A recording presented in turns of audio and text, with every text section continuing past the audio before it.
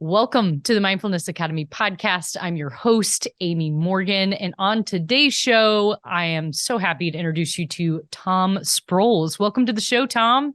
Thank you, Amy. I'm going to tell you a little bit about Tom. He is a licensed Indiana funeral director and has been for 32 years. He graduated from Cincinnati College of Mortuary Science and earned a bachelor's degree in business administration from Indiana Wesleyan University. For many years, Tom served in a regional management capacity, leading 35 funeral homes and 17 cemeteries. Tom owns Sproles Family Funeral Home in Newcastle, Indiana, which he founded in 2006. In 2014, then Indiana Governor Mike Pence appointed Tom to the Indiana State Board of Cemetery and Funeral Service, where he serves as chairman. Tom is a Maxwell certified leadership speaker, trainer, and coach. Tom's mission is to add value to everyone he meets. He speaks on such topics as hospitality, leadership, and understanding personality through the Enneagram. Tom has been married to Mary Beth, an RN, for 32 years, and they have 3 children and 3 grandchildren. Tom loves to ride motorcycles, travel, and have deep conversations over coffee. Mm-hmm. Welcome again, Tom. Here we go into a very unique conversation for this podcast. Yes. I've been looking forward to this for several weeks now. I like to start the conversation with a little bit about how we met and then kind of get into a little bit about who you are on a deeper level. I don't know how our paths didn't necessarily cross before March of 2020 when my father passed away, and Sproles, your family funeral home business, took care of my family in a masterful way. I think that's where we met. I don't know if we knew of each other before then, although my family knew of you. Yes. No, I think that is where you and I met, and we were very honored to care for your dad and serve your family during that time. I actually met your mom many, many years ago at a diabetes support group. That's one thing she and I have shared in common. And so that's how I got to know her probably 30 years ago, I'm guessing. But yes, we were honored to serve your family and have since. And so I'm just feel so honored to be on your show today and to have a conversation about grief and mindfulness. Me as well. Very excited for this. Tell me a little bit about where you grew up, a little bit more about you besides the bio. Sure. Well, I'm originally from Eastern Tennessee. I was born in Kingsport, Tennessee, and my family on both sides, my mom and dad's side, are from the Bristol area. My dad was from Bristol, Virginia, and my mom from Bristol, Tennessee, about a mile from each other. But when I was probably 3 years old, my dad dedicated his life to Christ and felt a call to ministry. And so we moved to Knoxville, Tennessee when I was 3, and he pastored a church there until I was 9. And then we moved to Salisbury, North Carolina. As you know, PKs, preachers' kids do, you kind of move around just a little bit. And we were in North Carolina until I was 14, and we moved to Newcastle when I was 14 years old, and we've been here ever since. So about 40 years we've been here in Newcastle. So Newcastle is home. But we did start off in the South. So are you a Trojan? I am an honorary Trojan. So I graduated from a private school in Muncie. When we arrived here, my parents put us in a Christian school in Muncie Christian Academy. And but I grew up playing basketball at Baker Park with the Trojans, and a lot of my friends are Trojans. So I feel, yes, I am a Newcastle Trojan at heart. Absolutely. Definitely basketball country. So I'm glad you were able to embrace that. That's right. Is basketball as big of a deal in the South? I'm not sure that it is. Well, there was, when I was a teenager in North Carolina, there was this young guy. Let me see if I can remember his name. I think his name was something like Michael Jordan. Well, yep. Yep. So who that may have played. lit a fire in the South. That's right. In fact, right before we moved up here in the spring of '84, I can remember the North Carolina Tar Heels with Michael Jordan played the IU Hoosiers with some guy named Steve Alford. It's the first time I ever heard the name Steve Alford. And lo and behold, we moved to Newcastle, and just 2 blocks, we lived just 2 blocks down from the Alfords.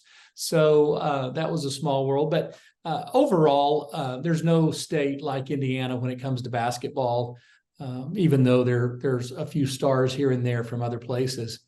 But yeah, we're definitely basketball people here in Newcastle. Absolutely. Yes. So you are the funeral director at Sproles Funeral Home in Newcastle. I'm wondering what led you to open Sproles in 2006? You've been doing this a long time. What led to that? Yes, well, it had always been a dream of mine since becoming a funeral director many years ago to own my own funeral home. And I've been very blessed in my career. I've been able to manage many funeral homes, and really, I tell people I earned a Harvard MBA in funeral service over the years working for a larger company. But my goal was to open a funeral home in our hometown. In 2006, the timing was just right. And so I was tired of the corporate life, to be honest with you. And I wanted to provide families a very meaningful funeral experience. And the only way I could really do that is to do it myself. And you're restricted by some degree when you're working for other people. So I had an experience in mind that I wanted to create for the families we serve, one that goes very well with our topic today, mindfulness. And so that's what we've been able to do over the last 17 years. And so it was born out of a desire to serve families in a manner that I thought maybe lacking in some areas where the focus may be more on the business end and maybe not so much on the ministry end. And so it's a balance. And so I've been very grateful to our community for supporting us and allowing us to serve families during their time of need. You could have gone into a lot of different fields, though. Sure. With your background and your training. Right. Why the funeral profession? Well, that's a very good question. And to be honest, I had never, until I was 19 years old, it had never crossed my mind. I grew up wanting to be an attorney. In fact, I'd enrolled at Indiana University to study pre-law, and that was going to be my track in life. But being a preacher's kid and having a lot of friends who were preacher's kids, they were going to a Bible college over in Cincinnati, and they twisted my arm and convinced me just to take 1 year and just come over and let's have fun this first year. You can take basic courses and they'll transfer, when you get ready. So I did. I went to God's Bible School in college in Cincinnati for a year. And then I moved back home, and I needed a part-time job, to be honest, before I furthered my education. I needed a part-time job. And it's a very long story, but my mom actually is the one who came home one day and said, "Oh, Tom, I have found the perfect job for you." And as moms do, they tend to know us better than maybe anyone else at that time. And so I said, "Well, Mom, what's that?" She said, "Working in a funeral home." And I laughed and I said, "You have got to be out of your mind." I had never in my life considered working in a funeral home. I did not like that idea at all. But my dad came home about that time from work and said, "Oh, I know the owner up there. I'll give him a call. I think they wanted me to get a job," is the whole thing that they were after. So my dad set up an appointment. I went up and met with Mark Frame, the owner of Main and Frame Funeral Home in Newcastle, and started working, got the job, started working part-time, and it was my calling. It fit me. I love serving people. I love people, love helping people through a difficult time. People are appreciative of your help at that time, and it just fit me perfectly. And so I then switched and went back to Cincinnati, actually, to Cincinnati College of Mortuary Science at Xavier University, and I graduated in 1991 from Xavier. So it has been my life's calling and my life's passion. Some people, they talk about struggling to find their purpose in life. Well, finding purpose has never been, I've had many battles, but that's never been one of them. I've had a very personally rewarding and fulfilling career in funeral service. If I quit today, I would be very fulfilled. I have no plans to quit today, but if I did, I would leave very fulfilled. Oh, what a story. What a story.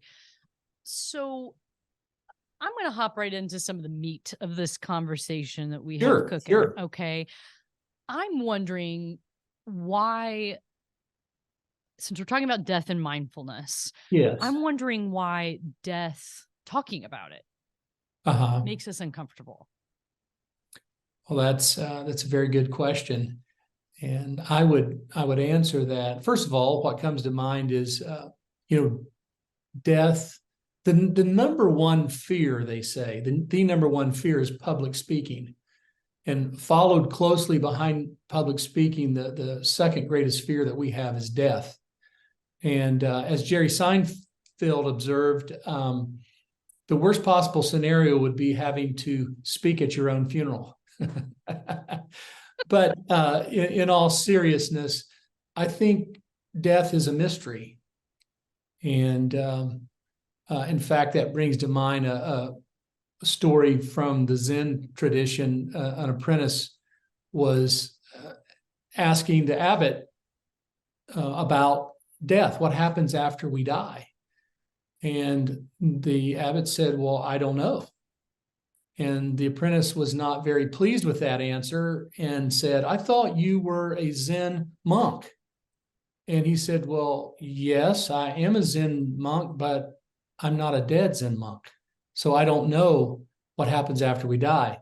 So I think there is a great mystery, and death is our greatest enemy, right? I mean, we all down through life, we're evading death. And we've never been dead before. And so that unknown, the fear of the unknown, I think is great, and it's mysterious. And it's we don't know what all is going to happen there. And so I think it causes us fear. And that is probably why I have observed, though, being a funeral director over the years, that as people age, as we grow older, our fear of death becomes less. And it's amazed me as especially when making what we call pre-arrangement, someone comes in and plans their funeral ahead of time, sitting across the table from people who have gotten terminal diagnoses, and the lack of fear and the acceptance, and it's just always amazed me. And so I would say the majority of people at that time, in a normal, let's say a natural death, come to a real acceptance of it. When we face major battles in our life, health battles, and we're faced with our death, then a lot of the things that are not so important fall away. And we become really focused on what's truly important to us in life. And I think that we get to a place where we're ready when that time comes. At least that's been my experience. If I died today, I tell people, if I died today, I would feel very fulfilled. I'm not afraid of death. I don't want to die today. I want to see my grandchildren grow up and attend Little League ball games and things like that. But if God's plan for me was to die today, I would die a very happy, fulfilled person. So I think, especially as we get older, I think we come to terms with death and are at peace with death often. That's a great insight. In your work, you obviously work day in and day out with folks who are grieving to Yes. varying degrees. Sure. I'm wondering if you have any insights into how to grieve more mindfully, perhaps with more loving kindness towards ourselves in that Right. process. Oh, right. Absolutely. Grief, there's no easy way through grief. Grief is the most difficult journey we will ever go on. And there's no linear path through grief. It's 2 steps forward and sometimes 3 or 4 steps backward. And I think, especially in America, I think we're so used to seeing progress for our efforts in life. And sometimes we don't see that right away when we're grieving. And we are so often grief is compared to being in a wilderness, which I think is very accurate. I like to think of it sometimes as being in a marsh, being in a bog where you're trudging through waters that are and your feet get stuck in the mud, and it's work. It's painful to get through that. So I think we need to establish first that there's no easy way through grief. Grief is going to be difficult no matter what we can say here today. However, I think there are some things that we can be mindful of that could help us through that process. And one I would suggest is to treat ourselves as we grieve mindfully, like we would treat our best friend who was grieving. We're not going to be hard on them, so let's not be hard on ourselves. And just to keep that in mind, to treat ourselves with kindness, and in a way lower our expectations. Again, there's no steps, easy steps through grief. We think of, Elizabeth Kubler-Ross's steps of grief, which she wishes she would have never wrote, she says, but it was really geared toward people who were faced with a terminal illness, but they've been applied to grief. And so we get this impression that, okay, I'm done with the denial and I'm done with the anger stage, and we're just working through these very methodically, very systematically, and that is not grief at all. Grief is just is a maze that we wander around in until we finally start seeing some light at the end of the tunnel. So I think being easier on ourselves, not being so hard on ourselves, and also retain hope. Always retain hope. You will get through this. Grief is not new to the human race. We've dealt with it down through, and you will get through it. You will not get over it. It becomes a part of us, but you will get through it. And so I think we have to retain hope.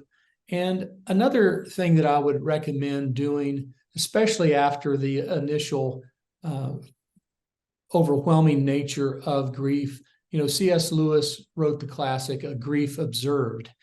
And I would recommend that people observe their grief as a third party, and to be curious about their grief and their emotions, and to ask themselves, okay, why is Tom feeling sad right now? You may already know the answer, but what you're doing is you're moving. We have to move our emotions from our limbic system in our brain, that emotional part, that the fight and the flight and the anxiousness, and we move it to, when we question it and we start thinking about it, we can move it to the prefrontal cortex of our minds, of our brains, and at that point, then we can think about our emotions and not be so attached to our emotions.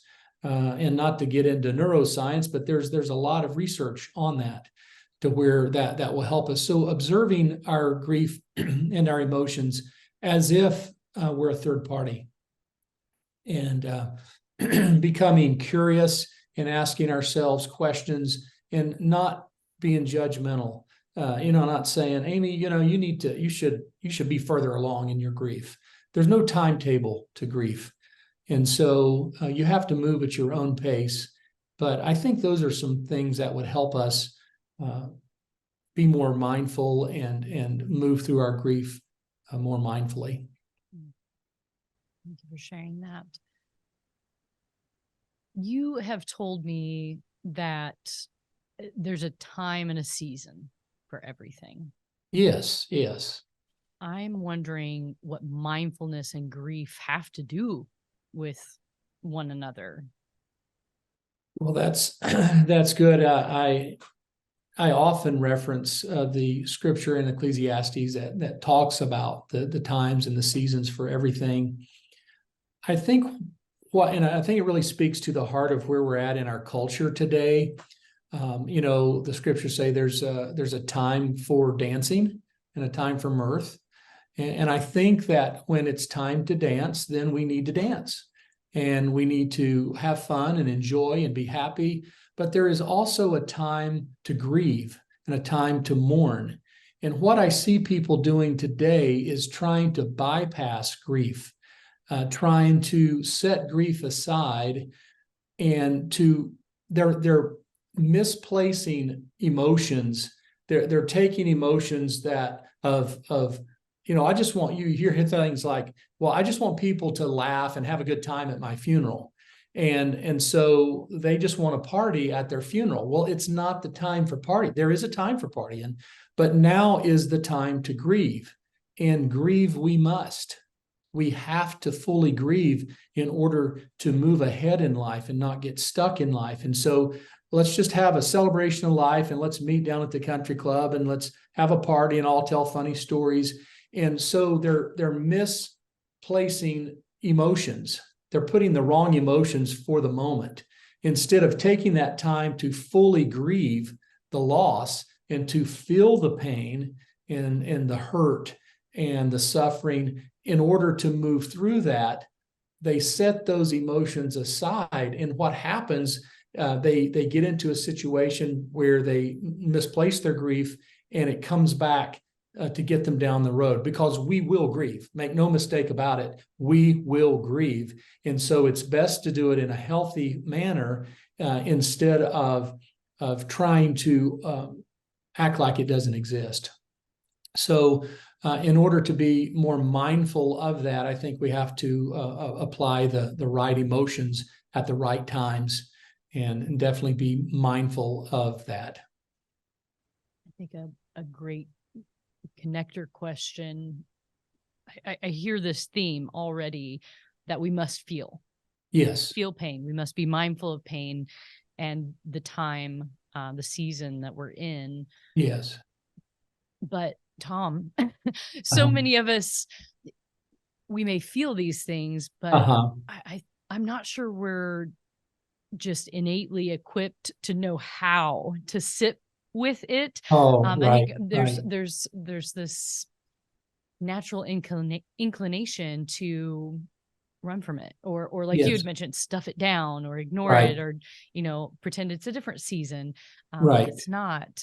Sometimes addictions crop up during this time or resurface. I'm sure that's very common.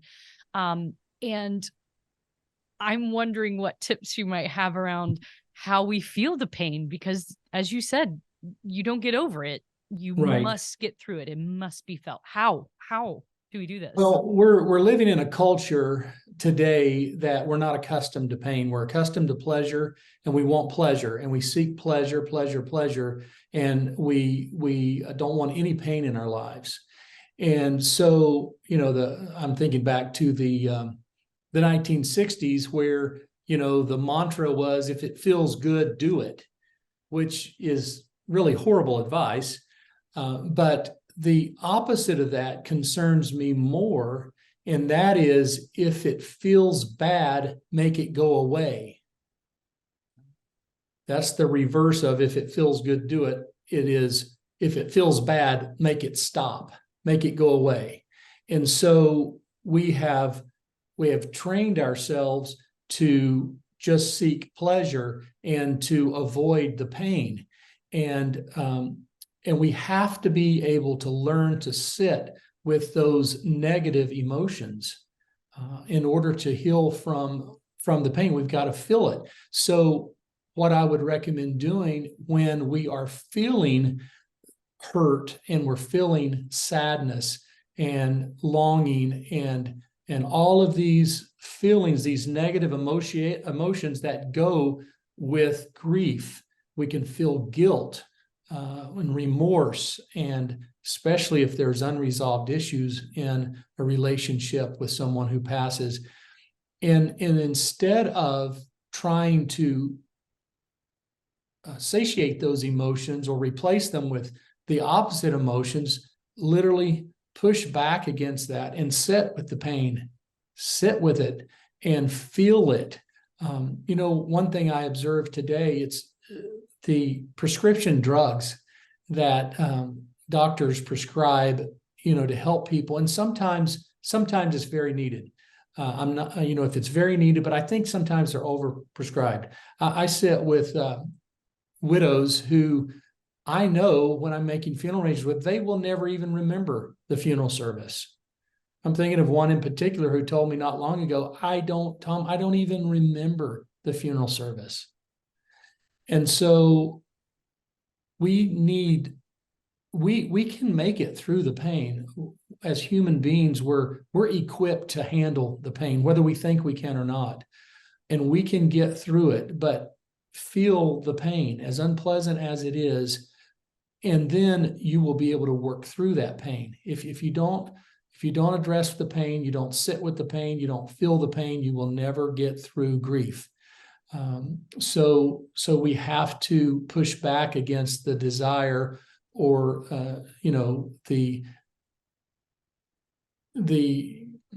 grabbing out for something that will take the pain away, whether that's a substance or an experience. And we can have, the dichotomy of emotions, the paradoxical emotions that run in grief. People think sometimes that the opposite of happiness is unhappiness. And it's not. They're not opposites. We can have both at the same time. And so we can feel joy. We feel moments of joy and laughter. I say a good funeral will have tears and laughter. The paradox of emotions with grief.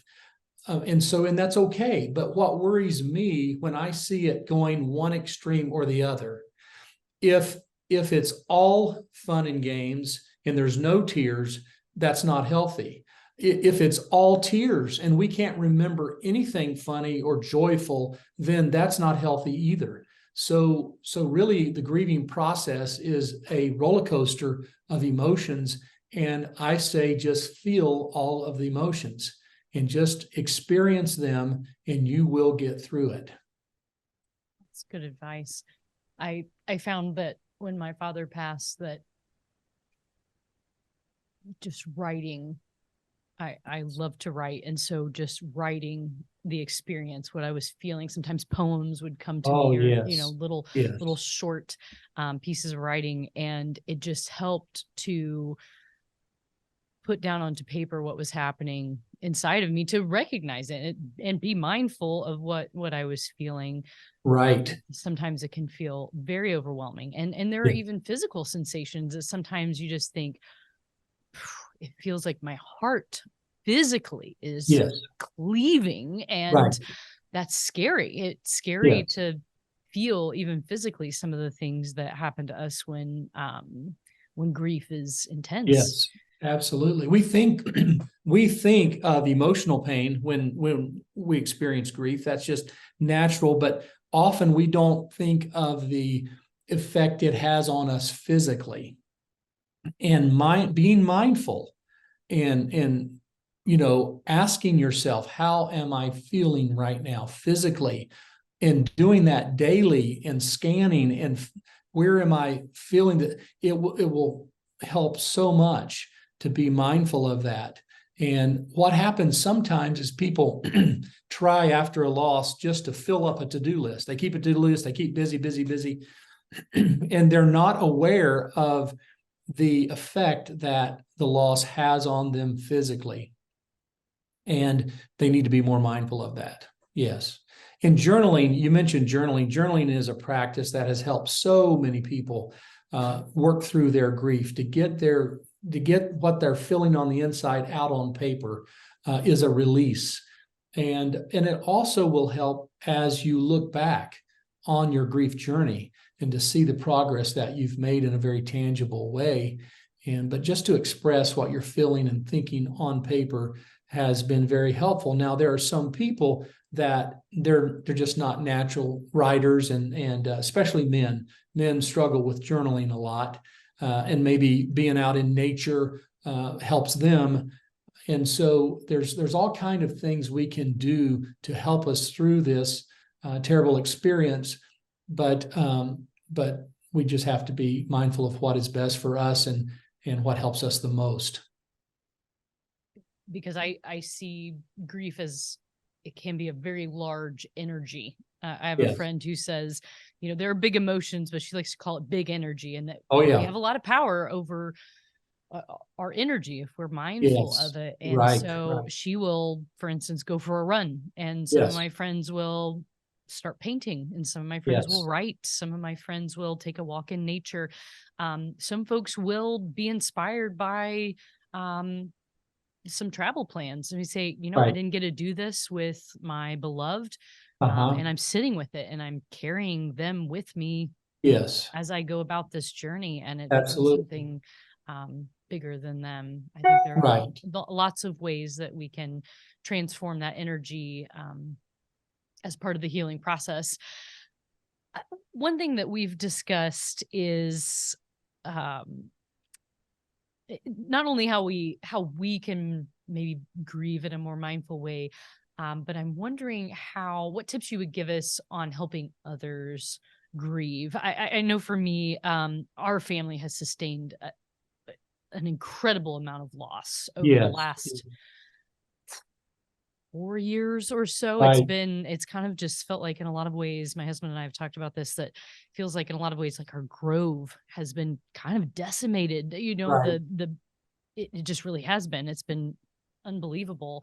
And there have been folks who have loved us very well. And I'm wondering if there's not necessarily a formula, but maybe just some tips, because when folks have lost others who are loved ones, it's hard to know what to say or not to say, or to do or to not do.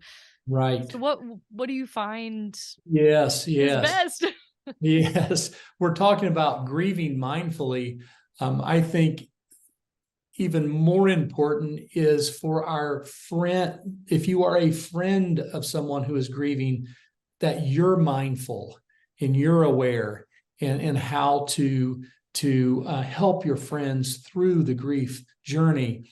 And some of the best ways that I have observed over the years and experienced, if you are a friend who is a good listener, that is the absolute best thing.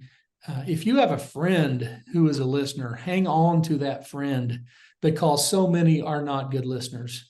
And we have to, in fact, a friend of mine, Doug Manning, who was a grief counselor for many, many years, written many excellent books.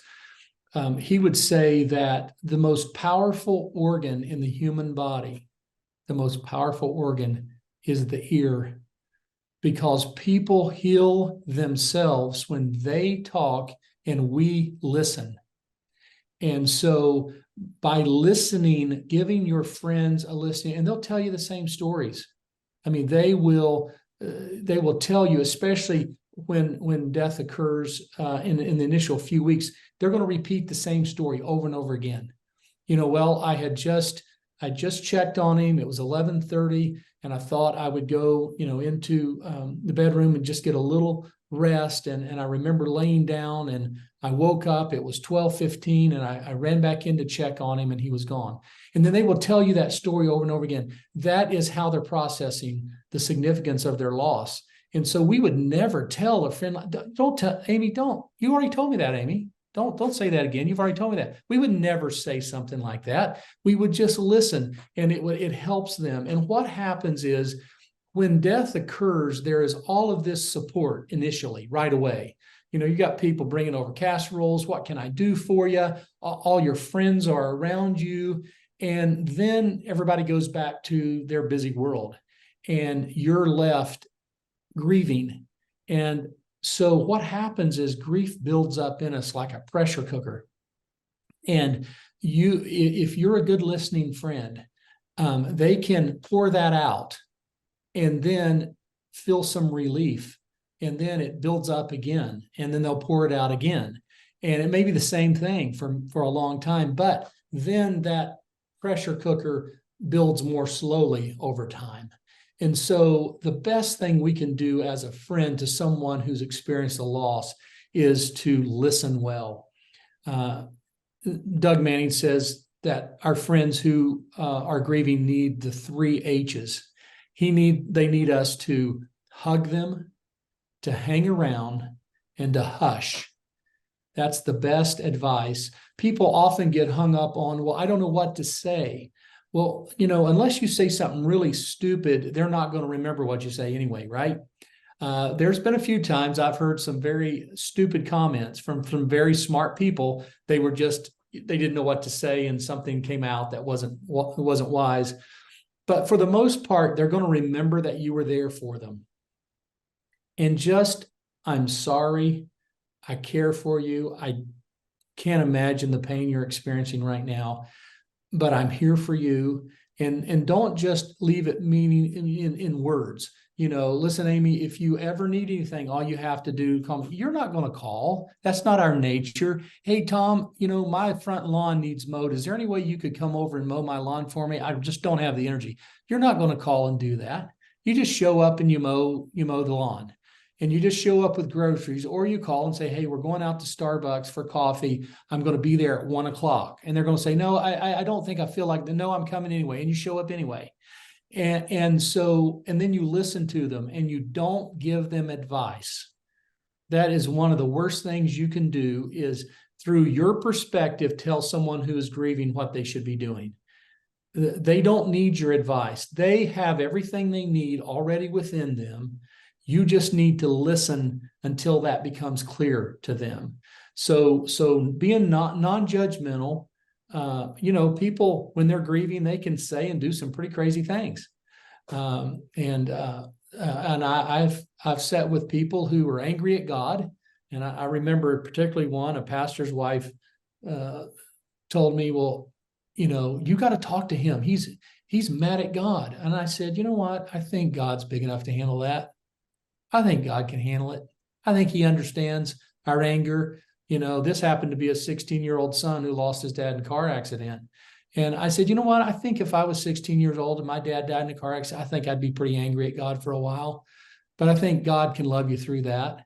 And so we don't need to give advice, even if it goes against what our rational brains at that time are saying. They're maybe not so rational at that time, and they're flooded with all of these emotions. And so just letting them spill it out, and you being a sounding board, that is the absolute best thing. If no one took anything else out of our conversation today, if they could remember to be a good listener to friends who are grieving, they would make a world of difference in their friends' lives. Such great tips. I love the 3 H's. Mm-hmm. That's such a great mindful tool to put yes in our tool belt. So we hug, we hang around, and we hush. I love that. So the power of presence, just your presence being there when someone is, and it's not just when we have a loss, when there's an accident, showing up for them and just being there, is powerful. The power of our presence is very meaningful. What came to me while you were speaking was that That's very powerful when folks come around, the first line of defense while everyone, who's lost a loved one is in shock, and there is the casseroles and, all the things that people come Right. bearing their gifts and their love and, condolences. What I hear in between the lines is that there is a second line of defense and a third and a fourth and a fifth and a sixth and beyond, where Yes. we need to be mindful. It would be Yes. helpful to the world if we were mindful about being the next line. Absolutely. It doesn't end that day. In fact, No, I think no.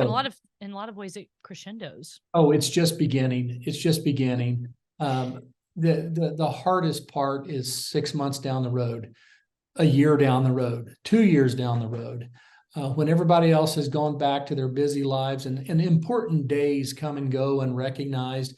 A second thing, as a friend, just remembering important dates, anniversaries, birthdays, the anniversary of death. We send out cards to everyone on the anniversary of death. And special days, your first Father's Day without your father. That is a tough, tough day. And having friends who, get in touch with you and just say, I'm thinking about you today. I know it's going to be a hard day, and I'm thinking about you. And so remembering special days, I think, is one excellent way to honor someone who's grieving. Very much so.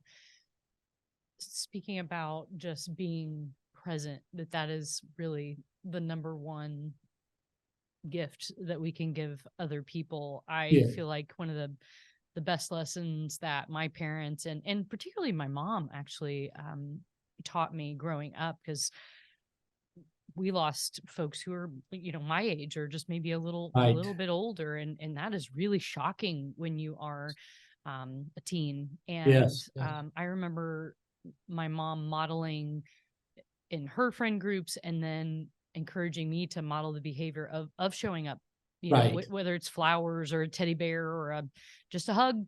Exactly. And just being there, you don't have anything, but you're just there. And that just was a natural thing for my mom. She's like, our family had sustained a lot of loss up until that point, and she realized that you need people. You need people just to be there to help carry you do what you're carrying. And I'm very grateful for my mom for teaching me that, because it's easy to say, I don't know what to say. I don't know what to do. How is one more person hanging around their house going to help? But sometimes that's exactly what they need. It's kind of strength by proxy.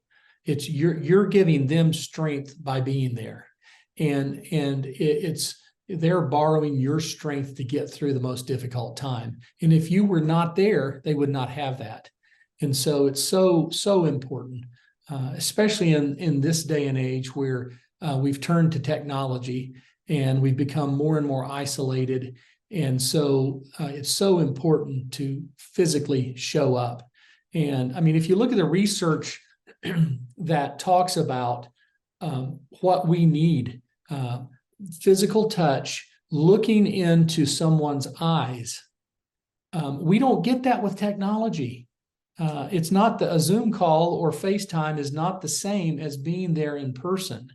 And so it's so vital. We used to, in our culture, everybody showed up and they hung around and they were there, but it's not that way anymore. We're all isolated, and it's just a reflection of our culture today.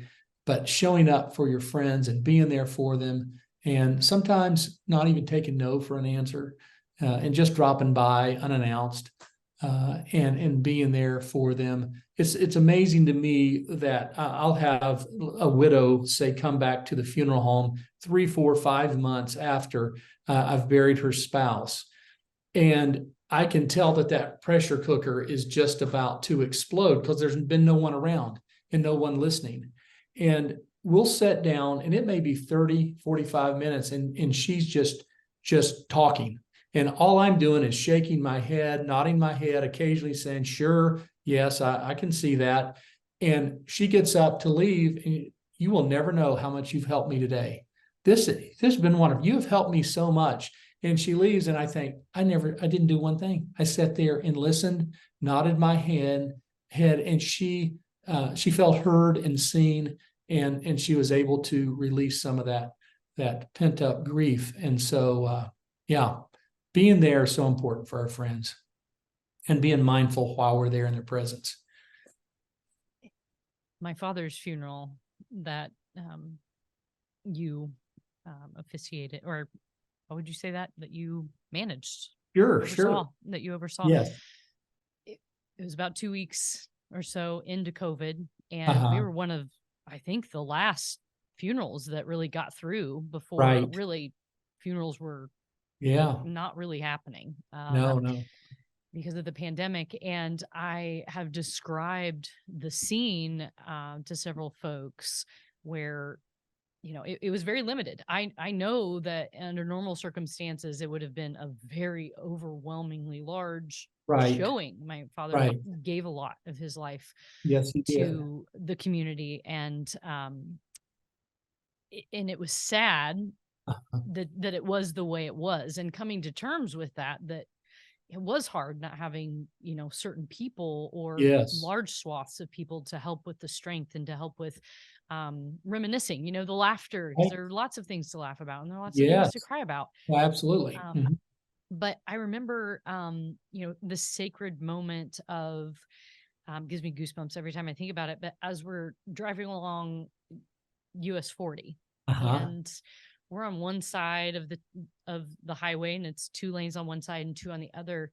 And as we're passing, people even on the other side would stop. Yes. What a beautiful gesture. Yes. They don't know who's in the coffin. Right. But you recognize time has stopped for that person. And so I will too. Yes. And the honor of that was really beautiful. And as we showed up to the cemetery, there were familiar faces scattered very far and wide because folks were concerned about getting close to one another. We weren't sure what was even really happening. It was towards the end of March of 2020 and we didn't know, there were people even talking about showing up in Tyvek suits and all kinds of things, and everybody was really wearing masks and scattered around, and it felt post-apocalyptic. Honestly, there was a layer of trauma to even that. Absolutely. The lack of certain folks being able to come and acknowledge the loss, the depth of the loss that we had sustained, and then but we all had to be far apart. I mean, you really didn't even feel like it was safe to hug people. And so, did you notice what sorts of things did you notice around COVID funerals? Because that was towards the end of what was allowed, and I'm sure that there were lots of folks. Tell us about that experience during a pandemic. Well, goodness, Tom. It was we went through. Of course, the deaths, the families we were serving increased, 35%. Our 2020 numbers were 35% higher than 2019. 35% more families served in 2020 than 2019. And then we had, over top of that, we had another 15% higher in 2021. So it was, I will never get over that. I mean, we got through it, thank God, but we'll never, ever get over the loss and not being able to, we got down to where we could not have any more than 10 people at a funeral, and sometimes that, there's more than that in most immediate families. So it was a very traumatic time, and thank God for technology during that time, because we live streamed most funerals. I remember building the funeral home, Amy, in 2006, and I had just heard of this thing called live streaming, and I thought, oh, this is going to be wonderful, because people say you have a sister that's in a nursing home in Florida and she can't come to her brother's funeral. We can just put it up on the computer and they can experience it in real time. And I can remember and I was offering it free to families and all those years. And people were like, they're looking at me like, what? Well, we wouldn't want to do that. Oh no, we don't want to do that. And, but we had that already in place, and then the pandemic hit. And so it became a blessing for people. I mean, I literally had family members sitting in the parking lot of the funeral home, watching the funeral on their phone while the rest of their loved ones were inside the funeral home. And we would take turns trying to balance, the fear and the reality of the COVID virus. I hate to say it, but there were people who came to services that ended up dying. It was a death sentence. They got COVID and then they died. And so it was a very real issue. And I was burying couples. I bet the first 30 years of my career, I had buried 3 or 4 couples at the same time. They just happened to die generally. Accidents, yes, but natural causes a few hours apart or something like that. I would imagine that in 2 years' time, I buried 12 to 14 couples at the same time. They died that close together. It was traumatic. It was traumatic on all involved, but we survived it, and we got through it. But we lost a lot of loved ones through it, and I forget what the question was now, but it was an overwhelming time, and it was hard on families, so hard on families. And they died alone. They weren't allowed to even be in the hospital room. It was just traumatic, and it's going to be years before we ever overcome it psychologically. There's some serious trauma issues from that. I've thought a lot around how grief might be different, how it might be processed differently in our bodies and our minds due to folks having to die alone, and the distress of the family knowing that was the case, or right, just not being able to share the funeral with maybe the sister of the deceased, or right, whoever it might be, very close family. yes, Having to make those decisions and the long-term ramifications of not being able to say a proper goodbye, right, whether right. it was your direct loved one or perhaps the father of a friend or someone else who is not an immediate family member, but sometimes we just need the closure. We need to see the casket. We need to see the picture of them in the casket to say, oh, they actually have passed. There have been people that I haven't made it to their funeral. And it's like, in a lot of ways, they kind of live on in my mind, and there's not been the closure of, I can't call them. That's right. They're not going to answer. It's so important. And as a culture, we're losing that. We're experiencing people not having services at all. And there's lots of reasons for that. We could do a whole podcast on that, but as a professional who walks with grieving people every day, they need to come to terms with the death and to fully grieve that loss. And we're bypassing that, or attempting to bypass it, and it's going to cause very big ramifications in their lives down through the years by not properly and appropriately processing their grief. And so, yeah. A topic that has come up randomly in conversations a number of times over the last few months for me has been this concept of getting stuck in grief. And I know in our conversation today, we've talked about grieving fully, grieving mindfully. Right. But there's also an aspect of getting stuck in grief. When have you seen that happen, and what might be ways to help yourself or to help someone else who might be there? Because I know we don't want to judge, we don't want to give advice, but we also want to help folks move through. That's right. And at a certain point, of course. And there are people who do get stuck in their grief. And I have observed that down through the years. And it perhaps stems from maybe unresolved issues in that relationship. And I would recommend a professional counselor at that point to help. It can also come from isolating ourselves away from people. Grief is our inward response to loss. It's the emotions that we feel when we've had a loss. inside of us. And it's natural to turn inward.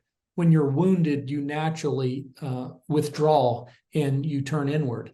At some point, grief has to turn into what we call mourning, mourning. It's grief in motion. The grief has to move outward. It's the outward display of grief. And so we have to, our grief has to move. It has to move out of us.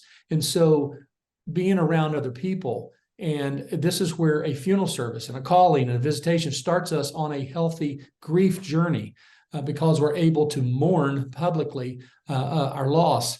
But when we turn inward and we stay inward and stay isolated away from people, we can get stuck in our grief. I think in some situations that I've seen, someone said that love and grief are co-joined twins. And if we love, we're going to grieve at some point. And so grief is the result of love.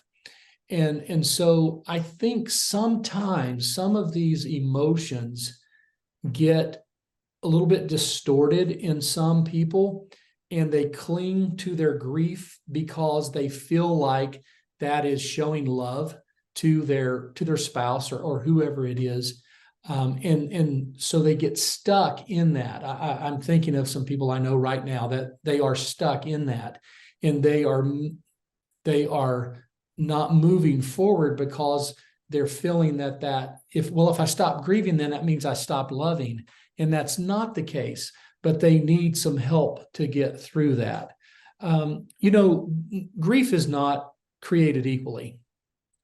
All grief is not the same. I'm here to tell you, as a 32-year funeral director, all grief is not the same.